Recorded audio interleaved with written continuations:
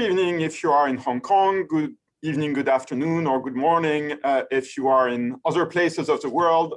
This is the financial statement series at the Peterson Institute. I'm Nicolas Veron. It's my pleasure to introduce this new session, which indeed will be about Hong Kong, and with the privilege for us to have as guest speakers today Douglas Arner and Lauren Gu.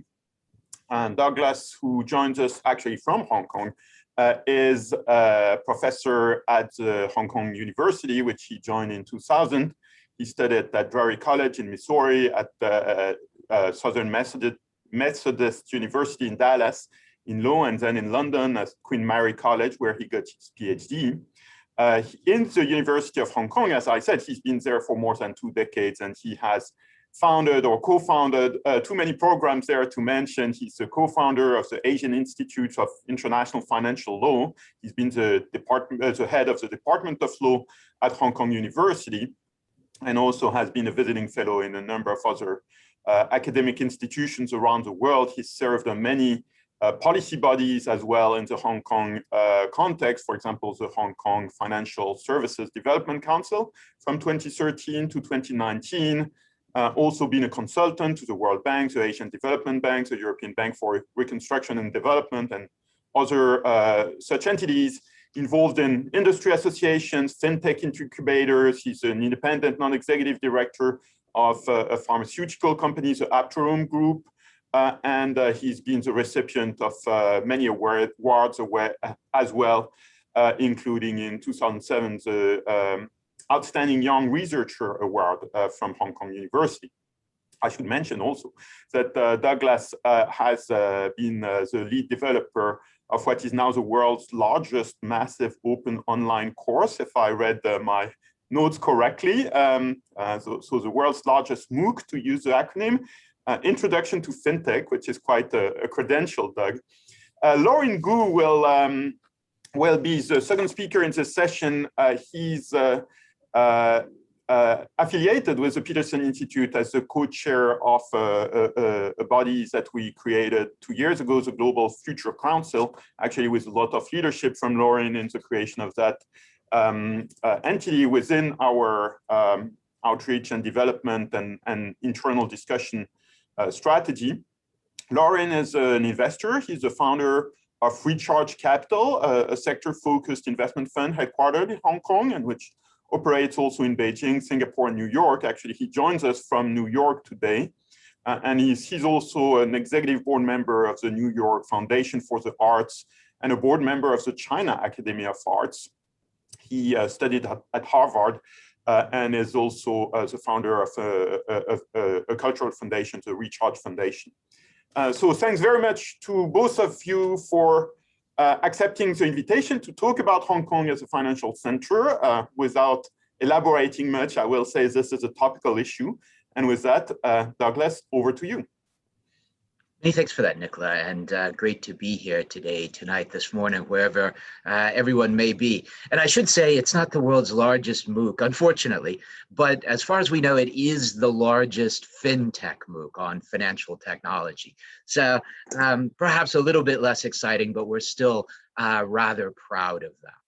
What I want to talk about is, as Nicola said, some of the experiences of Hong Kong as an international financial center. And what I'm going to do is bring up a few slides. And essentially, I want to start with this idea of international financial center, evolution, competitiveness, and development. It was nice doing this because I did a paper on this topic quite a long time ago, 15 years-ish now, and reading back over it to see what I had said, I was rather happy with the framework I had laid out. And so if I look at the factors that people identify, governance issues, and these include things like legal and regulatory issues. And in particular, this is about trust and confidence of participants in that center and fair treatment, often among different types of participants coming from different places, as well as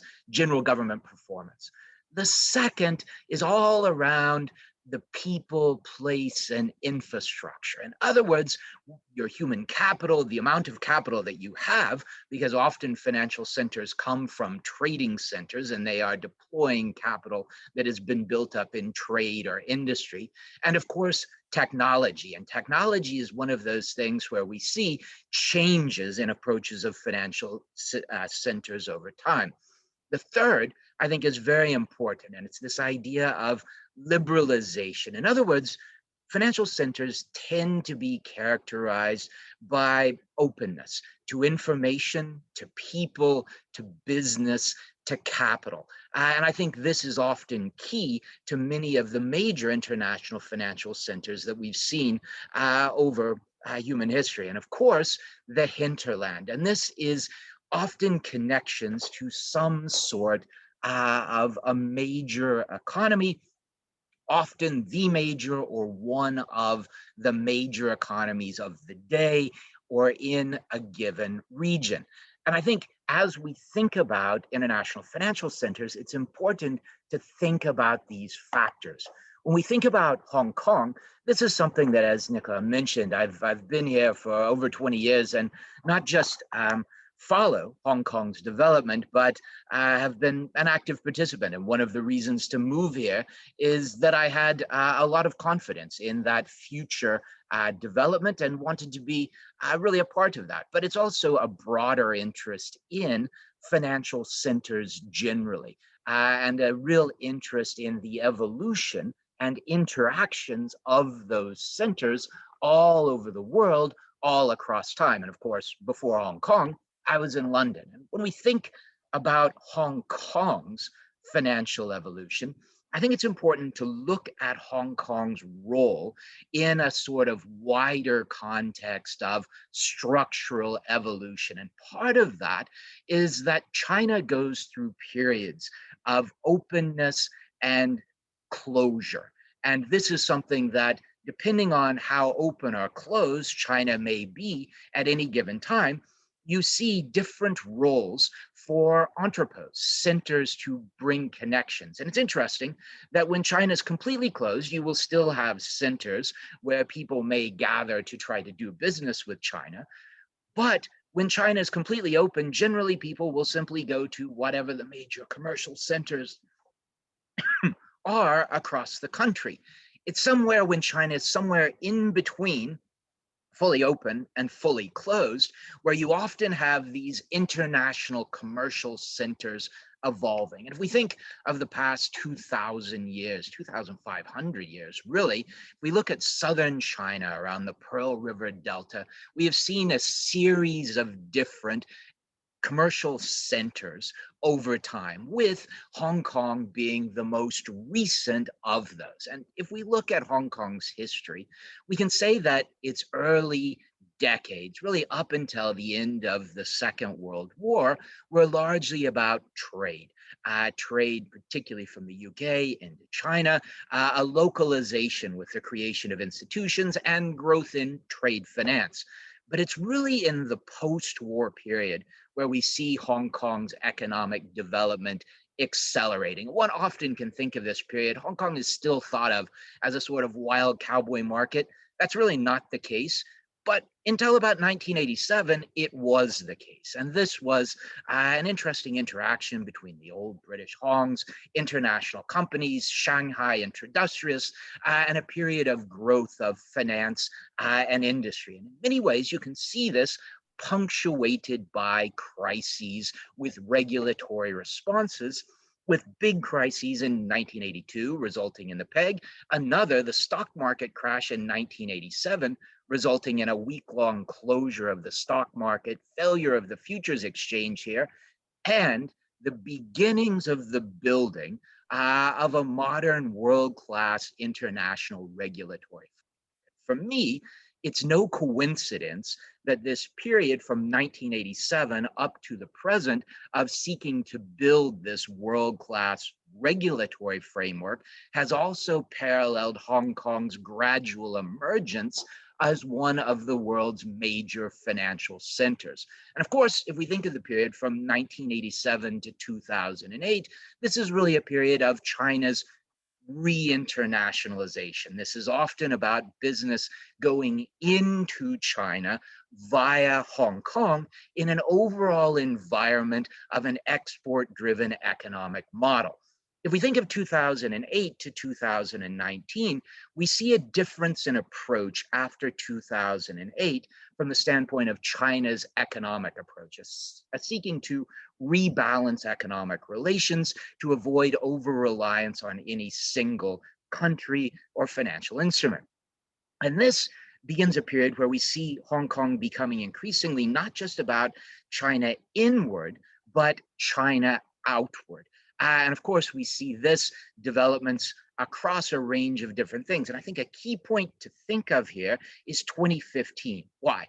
Well, 2015, financial turmoil in China's stock markets, resulting in a range of government interventions. Before 2015, particularly from around 2010, we see initiatives around Shanghai's development as an international financial center, financial liberalization. Many of those liberalization initiatives stop or are rolled back pretty dramatically from 2015. And I think this is important because if we think about Hong Kong's role, Hong Kong probably benefits from some level of restriction on money flows, people flows, business flows going in and out of China. And we can certainly characterize the last 5 years of the 2020s by a flow of mainland businesses into Hong Kong. Why? Because with increasing restrictions on capital flows, information flows, flows of people, it became increasingly difficult to run a global business from Shanghai or Beijing. And hence, an increasing number of mainland firms would put their international offices in Hong Kong.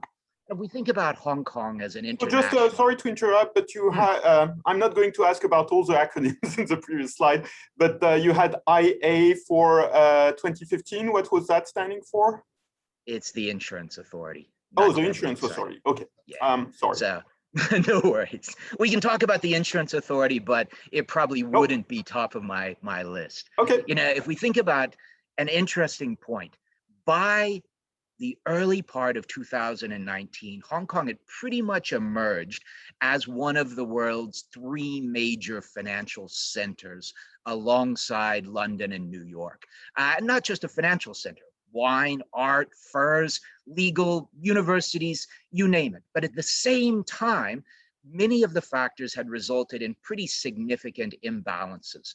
A workforce that was not necessarily benefiting from opportunities, massive inequalities, housing expenses, questions about government's performance, a shipping sector that had dropped from the largest in the world to barely in the top 10, questions around innovation technology.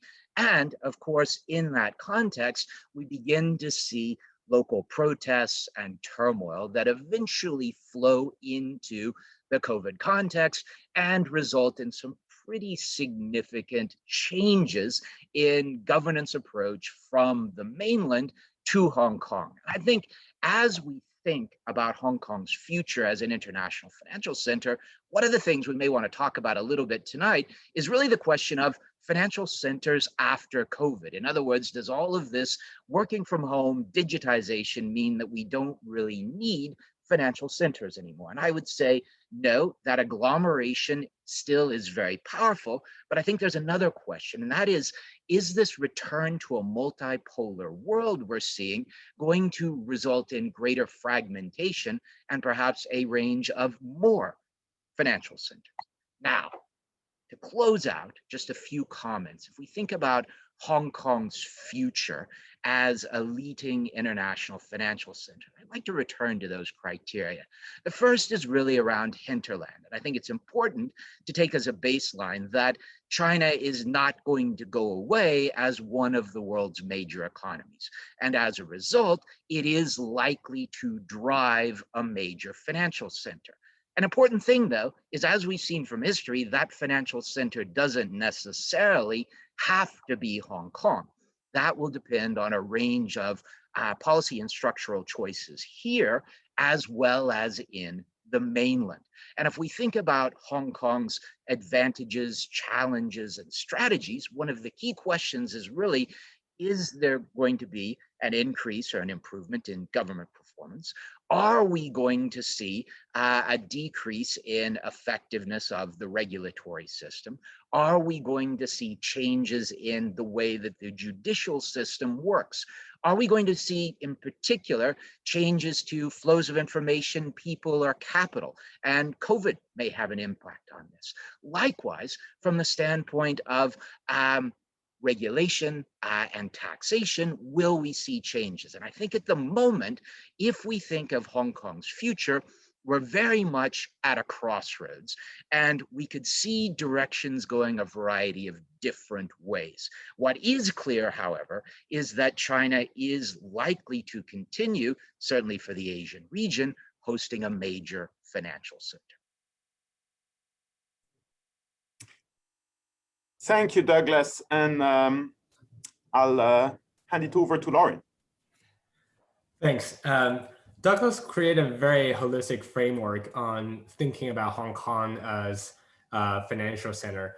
So from my perspective, I'm really thinking about it from a practitioner's perspective. And I would like to divide Hong Kong as an international financial center into two tranches, one in the more traditional sense and one in the sense of as we seek about the future of financial innovation through technology. So in a more traditional sense, I would say there are four factors that really sustain a financial hub. Number one will be the depth of talent. Number two will be the breadth of capital. Number three will be the sectorial or geographical expertise. And number four will be the momentum.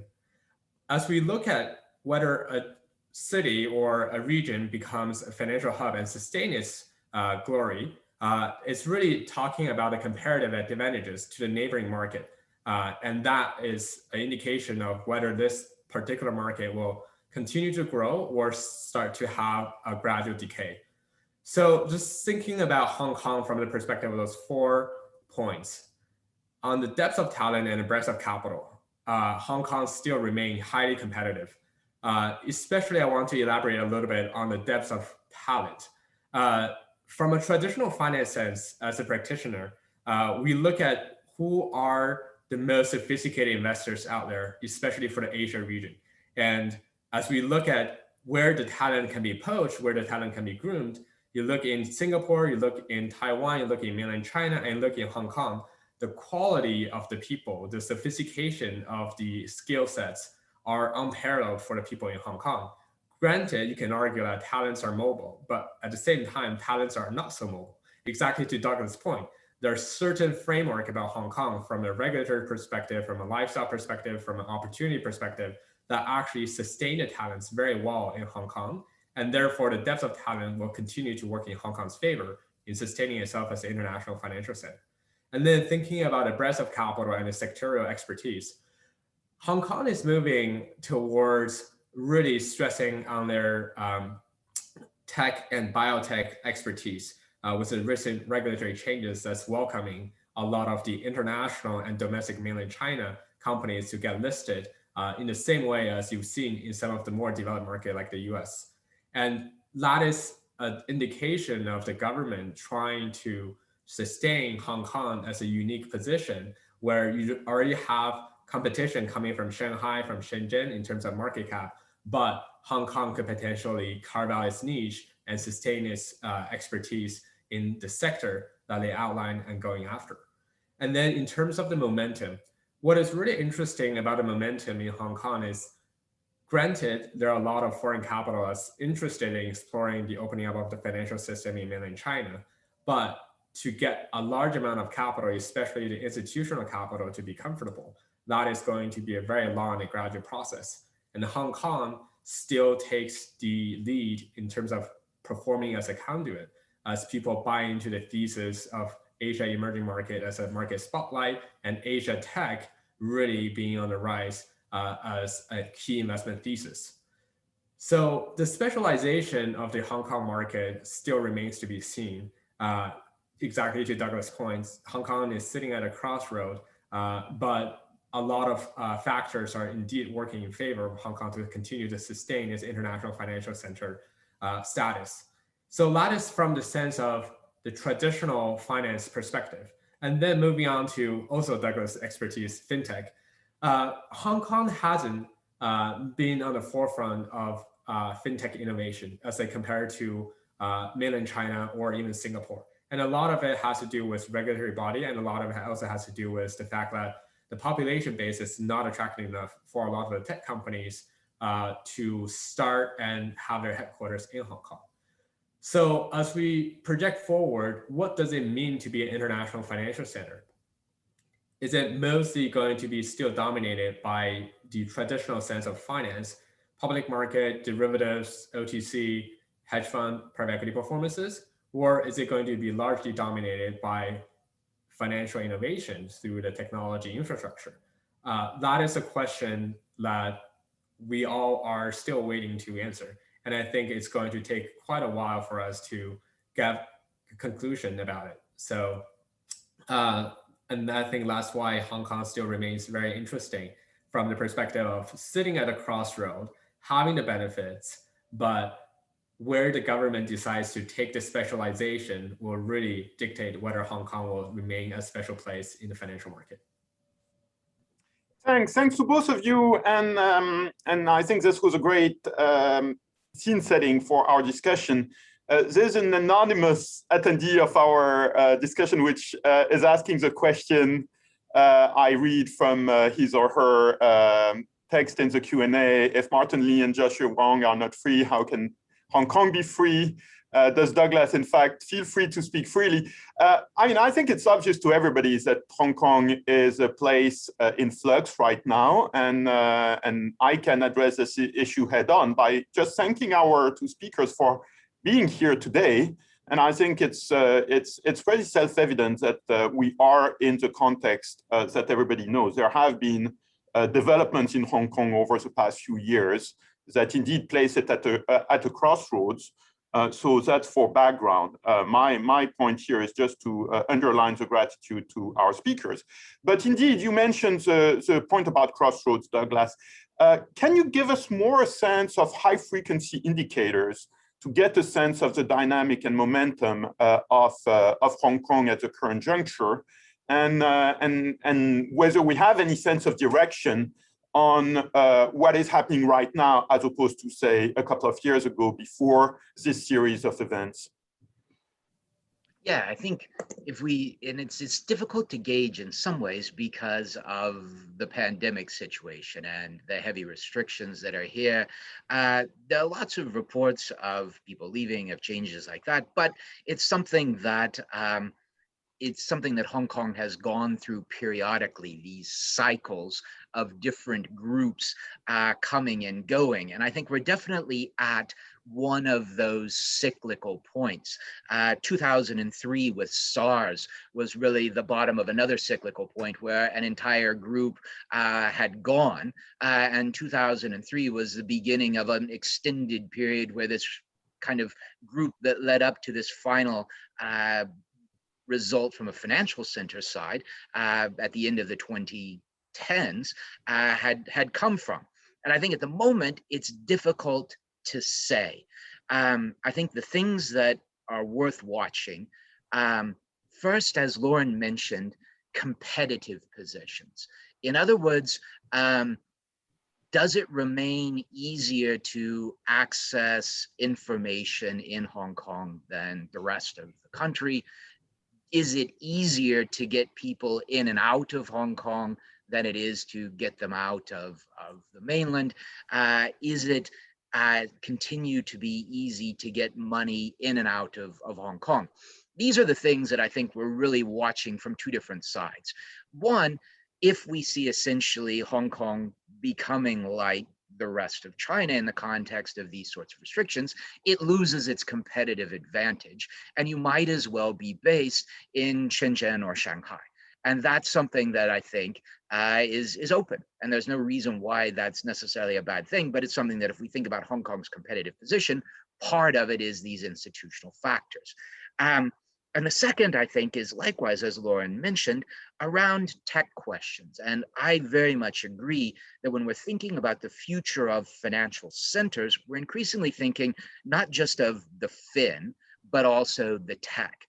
And this is something where Hong Kong has been very strong on the fin, but less so on the tech. Of course, if we think of Shenzhen is very strong on the tech.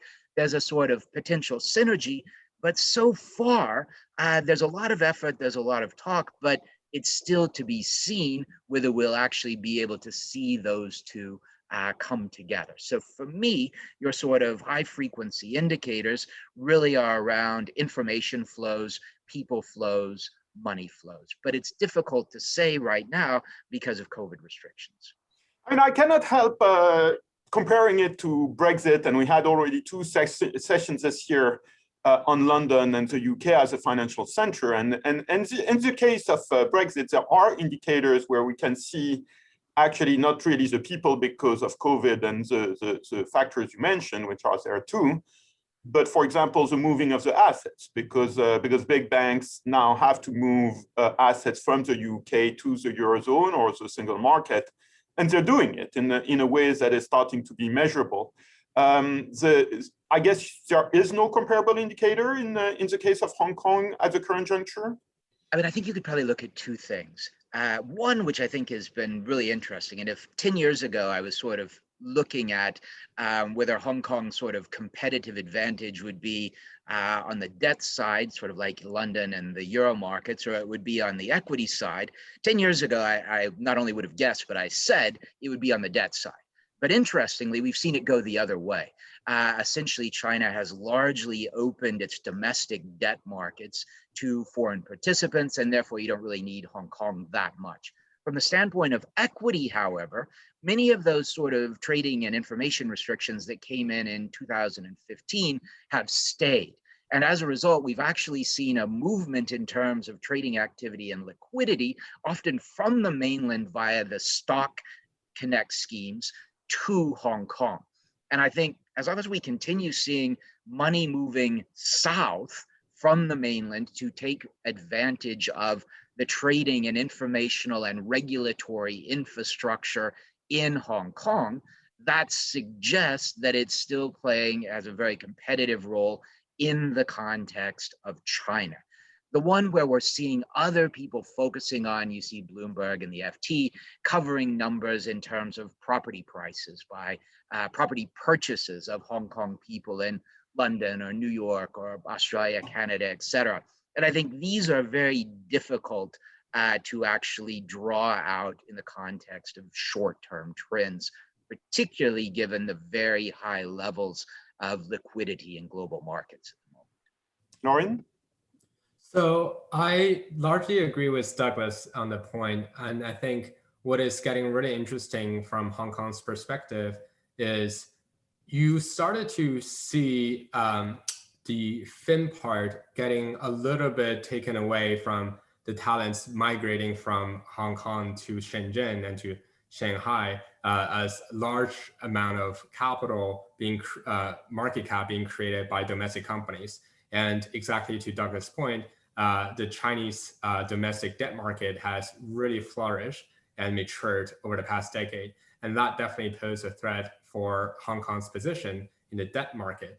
However, what I find Hong Kong to be interesting from a practitioner's perspective is that you still have not just the Chinese companies getting interested, but also Southeast Asia companies, Korean companies, Japanese companies, and it still serves as a better market to get listed for the Pan-Asia companies than just their domestic market. And if we do believe that there is a macro trend or macro tailwind behind not just China, but also the neighboring countries as the local economy develop, and Hong Kong still remain its shiny status for the neighboring countries, then Hong Kong will be able to further develop its edge as an international financial hub. And then just on Douglas' point on, just on Douglas' point on the asset moving. So the hard assets, I think, is going to be a much stronger indicator than the soft assets. And then the talent mobility is something that I don't personally believe is a very strong indication on whether or not Hong Kong can remain as the center or not, because the talent mobility can be rather transient. And given the current dynamic in China and in rest of Asia, what you have seen is that people are getting more mobile more frequently. They are more driven by the opportunities, whether that's temporary or long-term, than by a very strong living decision of whether to stay in Hong Kong or moving back into China or moving to Singapore. So I don't necessarily think that the comparison for Hong Kong's case of talent mobility is exactly the same as the Brexit case. So we have a lot of strongly worded questions or even propositions in the Q&A. I'll come back to them, but I first would like to get a sense of the state of play in terms of indeed this equity market comparative advantage. Douglas, can you remind us how exactly the ownership restriction play out? So for Chinese companies, and how Hong Kong. So there's this whole business of variable interest entities, red chips, and I always get confused in the vocabulary. How do you see, even assuming that, for example, there's a question from Charles Wiplos, assuming that the independence of the judiciary erodes, but just in terms of capital controls and ownership restrictions, what's the differential between Hong Kong and the mainland centers in terms of particularly equity structural drivers? Yeah, at the moment, on the equity side, it's definitely, Hong Kong is definitely a more open and freer trading market than the mainland. You still have significant trading restrictions that have been put in place in the context of mainland markets, as well as active government-affiliated investors who will step in at certain times of market volatility. That can happen as well in Hong Kong, but I think the big difference is that, generally speaking, to date, there remain Hong Kong's sort of trading regulatory environment is very similar to what you would see in other major financial centers. The difference is that, one, you have easy access not only to companies listed on the Hong Kong Stock Exchange from the mainland, but you also have, via the Connect schemes, access to trading in many of the Shanghai and Shenzhen companies. And so, oddly enough, even though many of us a decade ago would have expected Shanghai to emerge as the natural liquidity center, we've actually had, as a result of trading restrictions and other sorts of things, that have moved much of that liquidity south. And I think the key issue for me in this sort of area is whether or not Hong Kong, over time, for domestic reasons perhaps, erodes the quality of its disclosure framework, as well as its market integrity frameworks. And that could then erode confidence not only of international users, but also of domestic users. Now, of course, if you see restrictions coming in to Hong Kong markets, that would be something that would be a concern. But at the moment, little of that so far. So can you remind us, our audience, what the Connect scheme is and how it works? So essentially, the Connect scheme is a system whereby you have cross-electronic trading between a large number of companies that are listed in Hong Kong, listed in Shanghai, and listed in Shenzhen. And there was very much an expectation when these things were started over the past 4 or 5 years that much of the movement would be what we would call northbound.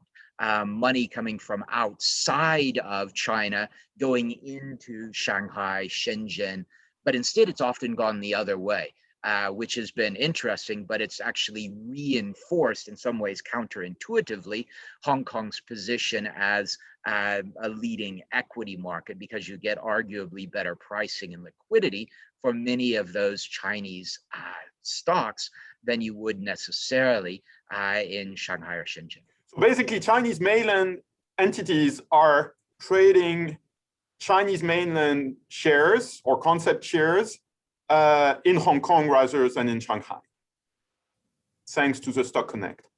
Yeah. Lauren, any comment on this? No, I think Douglas. Okay. So I mean, a related question is, but at a more macro level about the peg and capital controls. The Charles Diplos is asking, do the speakers believe that the Chinese authorities will not decide one day on a whim that capital movements cannot be totally free? And obviously the peg that was introduced in the 80s, as you mentioned, Douglas, is hugely important for investors. And there were a number of moments in the past 2 years with all the turbulence when there were discussions about this, at least outside of Hong Kong. So can you give us a sense of how this issue is perceived from a Hong Kong perspective, and how firm the current framework can be viewed as? Yeah, I think it's something that if we think about it, I'll do the peg on one side and capital flows on the other, because they're different things. So if we think about liberalization of capital flows, of course, Hong Kong has essentially free movement of capital, and that has been one of its attractions as a financial center, both from outside as well as from the mainland. That free movement of capital means that, for instance, if you are a mainland company trying to do global operations and manage treasury operations, it's a lot easier to do it out of Hong Kong than the mainland. And so what that means is that these sorts of capital controls give an advantage to Hong Kong because it is outside of those, but still part of the overall environment. Now, if we were to say in China 10 years ago, where the direction was towards liberalization of capital controls, I always felt that the faster that happened, the less advantage Hong Kong would have. Why? Because the faster it happened, the easier it would be simply for everyone to move to Shanghai 10 years ago. The slower it happened, the more time that would give for Hong Kong to build on its existing institutional and human capital advantages. And that's kind of exactly what we've seen. That 10 years ago, I think many of us thought that by now it would be largely open.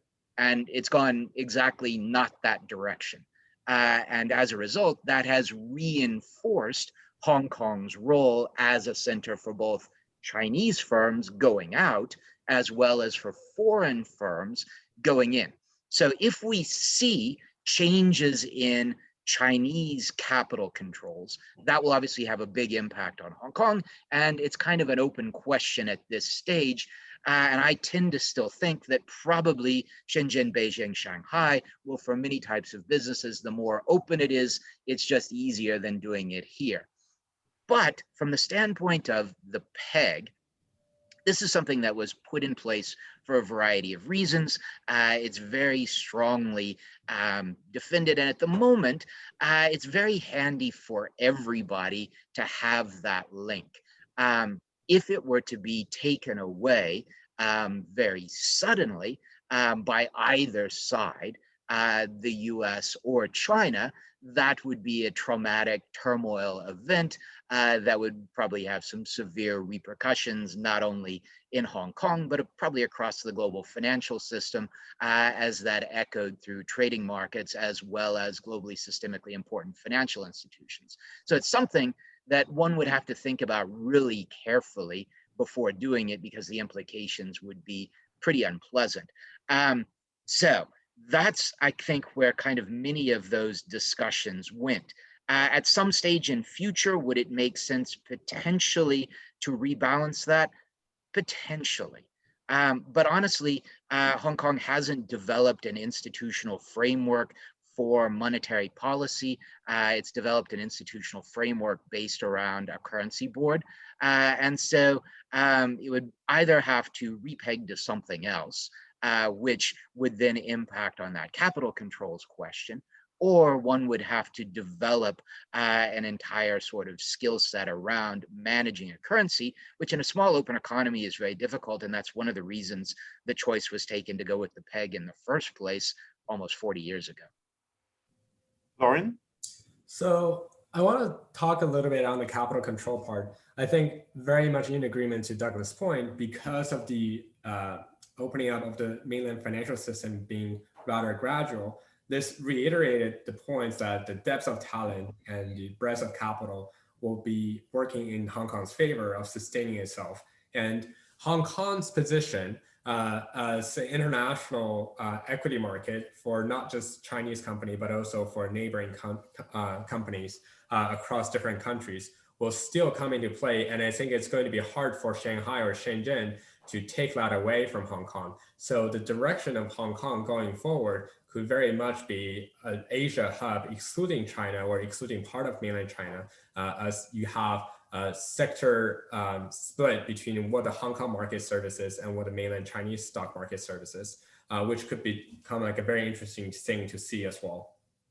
So if I simplify and exaggerate, as they say in journalism, is it correct to say that even assuming a worst case scenario of end of freedom of speech, independent judiciary, etc., as long as the capital control discrepancy remains as it is, and assuming a continuation of the peg, Hong Kong will retain a significant comparative advantage? Is that a fair way to put it, Douglas? I mean, I think we have to look at this in terms of different pieces. And I think actually there's already a certain level of restructuring towards wider Asian business out of Hong Kong. And Hong Kong is already increasingly focused both on China, but actually in many cases on southern China, the Greater Bay Area, the GBA as it's called. And so we're seeing a change in what was regarded as or is regarded as Hong Kong's hinterland. And so that's a structural change. The second, of course, and we've seen this if we think of Amsterdam in the 1600s or a variety of other examples one could think about, that changes can impact or result in large-scale movements of highly qualified people to other places. London certainly benefited from this in the late 1600s, beginning its trajectory towards global preeminence at a later stage. And so that's something that we very much could see in the context of Hong Kong, depending on the levels of changes.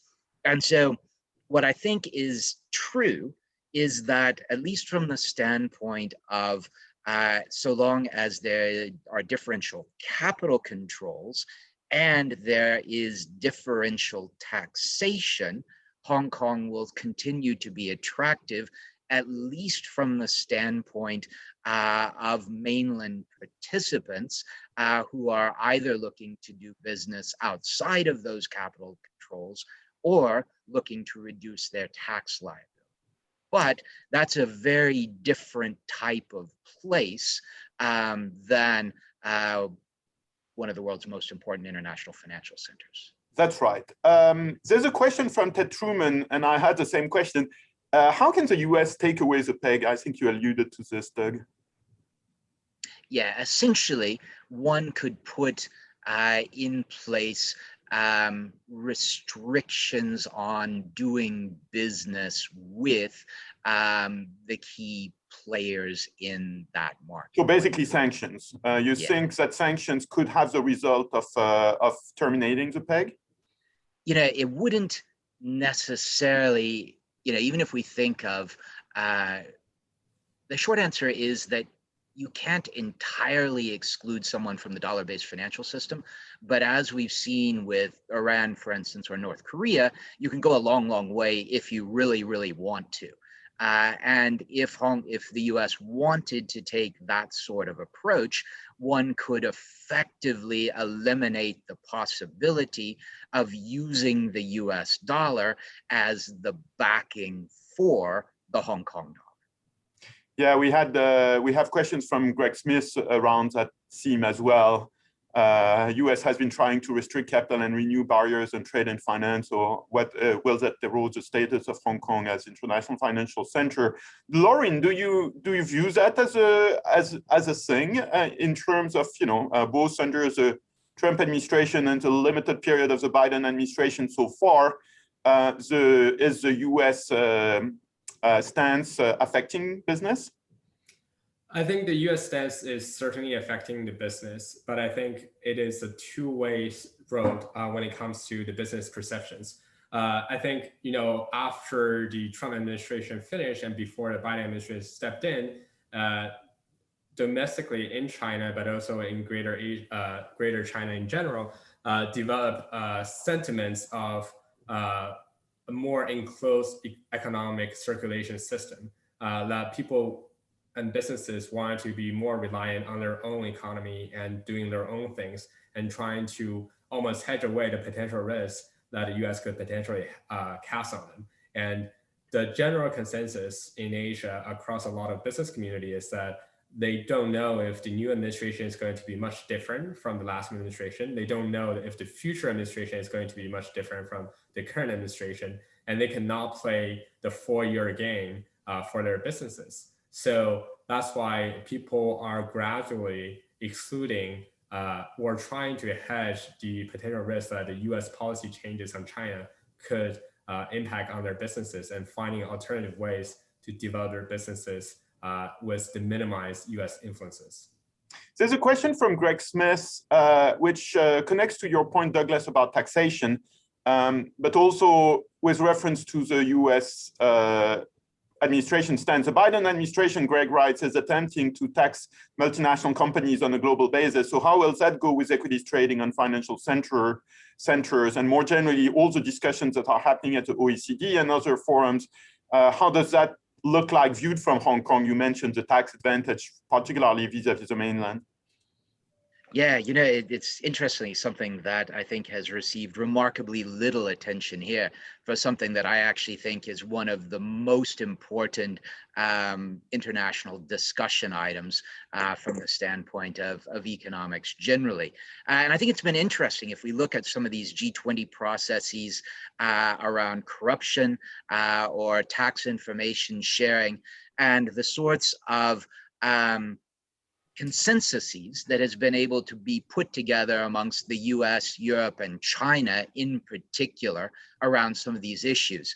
And I think it's going to be interesting to see if the same thing can coalesce around essentially this global taxation approach. And if it does, I would actually view that as a good sign from the standpoint of globalization. From the standpoint of Hong Kong, it depends a lot in the context of what that final Pillar 2 minimum tax number comes in at. But lots of discussions are saying that, okay, probably it comes in around 17, 18%. And that's not too far off of where Hong Kong is right now. And from the standpoint of broadening Hong Kong's tax base, it actually probably makes sense to then meet that. But this is one of those areas where if, for instance, Hong Kong were to not decide to meet this, it could run into serious sorts of implications because it moves from being a sort of respected international participant to essentially an offshore financial center. And that's something that I think that Hong Kong has to be very careful about, is to be aware of these broader international developments. And I want to say on your previous question to Lauren, this is that idea of fragmentation, that as we reemerge into a multipolar world, it's actually quite amazing how much cooperation has continued in the area of global finance compared to trade and a range of other areas. And that in particular, as different economies have emerged, the role of the dollar has largely stayed the same because it is convenient and easy. But as those tensions increase, there is an increasing interest in China, in the EU, elsewhere, about potentially building fragmented currency areas, which will insulate to a certain extent from vulnerabilities to policy changes in the major currency provider. So do you see anything concrete in that space? Because China in particular has been developing infrastructure, its SIPs clearing mechanism and all that. I mean, there is not a lot of public information about SIPs in terms of numbers, but it doesn't seem to have taken off as much as could have been perhaps anticipated. Any comment on whether these efforts at diversification, at least from the East Asian perspective, have any legs? Yeah, two sides to that. I mean, the first is really these discussions about RMB internationalization launched in the aftermath of the 2008 crisis. And we saw lots of attention going up to around 2016. But 2015, not only do you have the stock market turmoil, but you also have some foreign currency turmoil. And the end result is that basically RMB internationalization as a policy objective dropped pretty far down on the to-do list from about 2016. However, the past year or two, we've seen it come back up. And so this year, in the context of the plans of People's Bank of China, it's now on their to-do list in terms of looking at these issues. And so I think that as tensions between the US and China have increased and continue to remain high, that China is increasingly thinking about how can it diversify. Now, it's been more important, obviously, with closer regional trading partners than others. And certainly, if we look at some of the statistics on the trade side, the RMB use in some of the large regional trading partners has been higher. But there remain concerns on either side. And obviously, there are also discussions in the context of China's development of its new central bank digital currency, whether this might be something that could be used in the context of RMB internationalization. The first point is that that system is largely domestically focused and developed for domestic reasons, but there are now an increasing range of pilots, experiments, discussions here and elsewhere about how that system could be the basis of mechanisms for increasing ease of access and use of the RMB, particularly for current account and trade finance purposes. Laurian, on this? Yeah, I think just to touch on the digital currency part, I think that is actually a very interesting development. That is a new initiative that could potentially really help the internationalization of RMB, especially to the countries that were once subject to the One Belt, One Road program that previously had concerns about the RMB trading activities. Now they have. Is there a list of such countries? I'm still looking for the register of Belt and Road countries. The best way to think about the register of Belt and Road country is look at where the infrastructure projects happen. That's right. But what's really interesting is that the same countries that were subject to the Belt and Road program are also the countries where you have a low domestic confidence in local currency, and and therefore a higher confidence in digital currency, where they feel more confident from a people's perspective of retaining value, engaging in commercial activities. And the RMB internationalization through digital currency could be a very effective way of penetrating those markets in a more direct-to-consumer way, rather than relying on infrastructure projects like they did in the One Belt, One Road program. So I have a couple of questions which are more on micro stuff and corporate governance and accounting. So let me bundle them together because we're getting closer to the end of our session, unfortunately. Fred Young is asking whether corporate governance regimes between the mainland and Hong Kong are converging, basically, and how does that affect the financial center?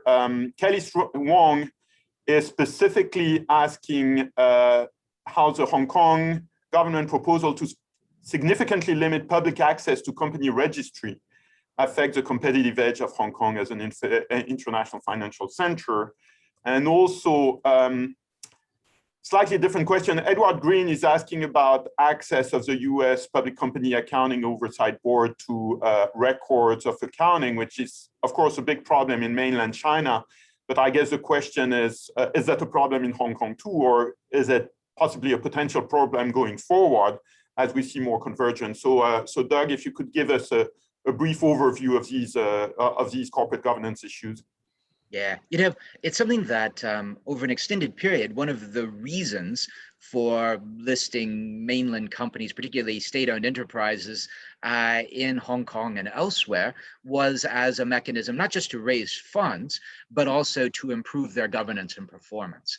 And so that's been a long-term interest here in Hong Kong. But I think it is an open question in terms of future directions, whether we do see Hong Kong trying to cater increasingly towards mainland companies and therefore perhaps reducing its corporate governance standards. And if we see that, my view is that long term, that won't benefit Hong Kong. That will actually hurt it.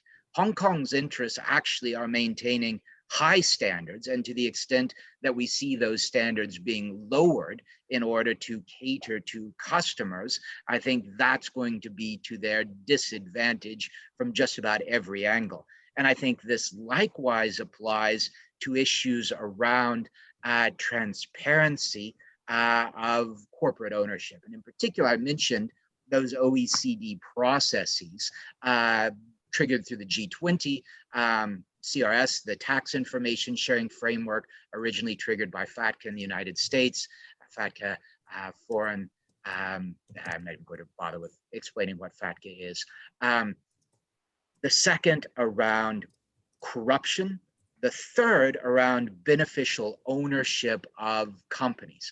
And to the extent that we see Hong Kong determining to move away from these agreed international approaches, and particularly diverge from the rest of the country and G20 FSB members, that I view has the potential to have a big negative impact. So what we're seeing now, if I hear you correctly, is a drift, right? At the moment, it's hard to say, but certainly discussions around limiting access to information about corporate directors and shareholders, I would view this as against the trend towards transparency of ownership that we've seen in the G20, agreed very strongly and followed in the mainland, in the US, in Europe, and across the G20. So for me, I would view that as a concern. The last point on accounting papers, because of a sort of dodge, this has been something where the mainland has kind of recognized Hong Kong accountants, the US has kind of recognized Hong Kong accountants, and this is how we've gotten around those PCAOB issues over the past decade and a half or so. The risk is that either or both sides, China or the mainland, decide to stop essentially leaving Hong Kong as a sort of gray area. And if either side stops that sort of gray area treatment, then that's where we run into issues from the standpoint. That's right, because we're talking about dual listings, right? So or foreign listings of variable interest entities. So the mainland company has accountants who don't give access to the US Public Company Oversight Board to their working papers, but the Hong Kong Stock Exchange accepts that for their listings, right? And well, it's actually that the mainland will allow the Hong Kong accountants to come and see the papers in the mainland. Oh, they do allow that. And then that. the accountants can then sign off to the US that the papers are okay. Oh, I see. Okay. Even though the accounting firms are global accounting firms like the Big Four.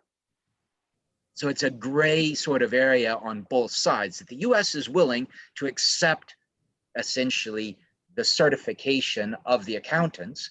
The mainland is willing to let the accountants see the papers. I see. Okay, I hadn't realized this. Lauren, on these corporate governance issues, and any additional views?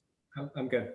So I'll end with a question about the region and indeed circling back to Hong Kong as an international as opposed to Chinese financial center.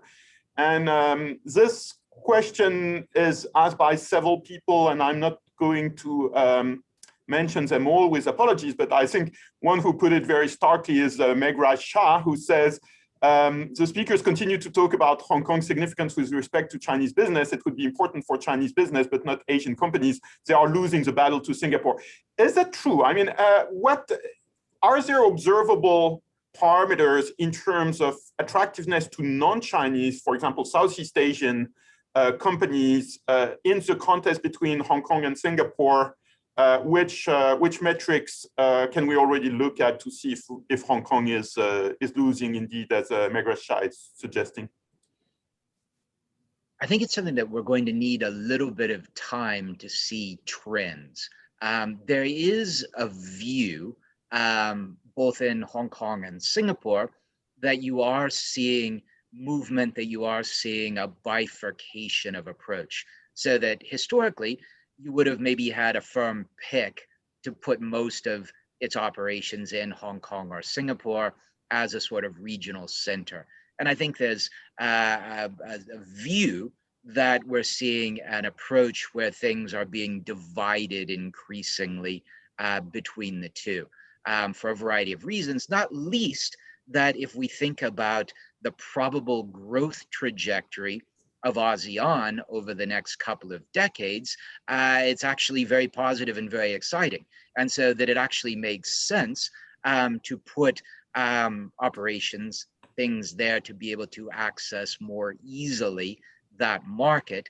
And to the extent that we have differential approaches between China and ASEAN, it makes sense to center your Chinese operations in China as opposed to in ASEAN. So I think it's going to take some time, a couple of years, to see whether or not numbers actually reflect these sorts of observations on the ground.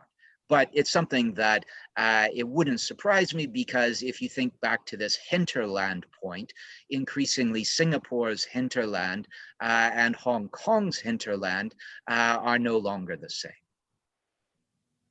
Lauren, do you agree? You do a lot of business in the entire region. I definitely agree with Douglas on this point. I think time is still needed. But the other thing that's really worth noting is trying to separate out operations versus the actual financial implications. I think exactly to Douglas' point, multinational companies will understand that both China and Southeast Asia are big markets, and operationally they want to be close to where the market is.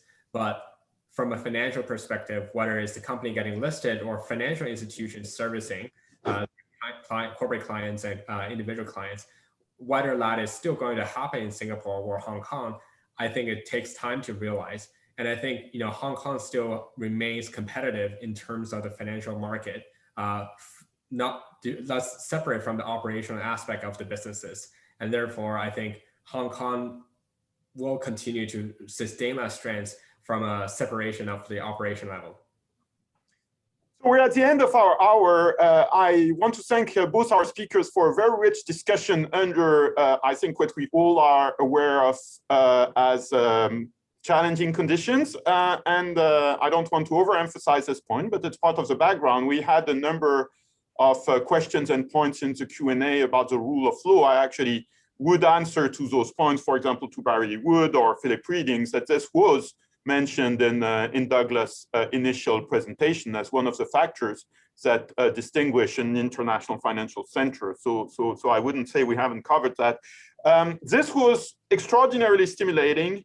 Thanks so much again. We'll have another session this month of the series on the Thursday, the 27th of May. So this session was a bit earlier than usual because we're talking East Asia. So we were at 8 a.m. US Eastern time. We'll be at 10 a.m. a little bit later than usual next time, and we'll hear about international financial regulatory coordination, particularly in the area of sustainable finance with, in particular, Jörg Kukis from the German Finance Ministry.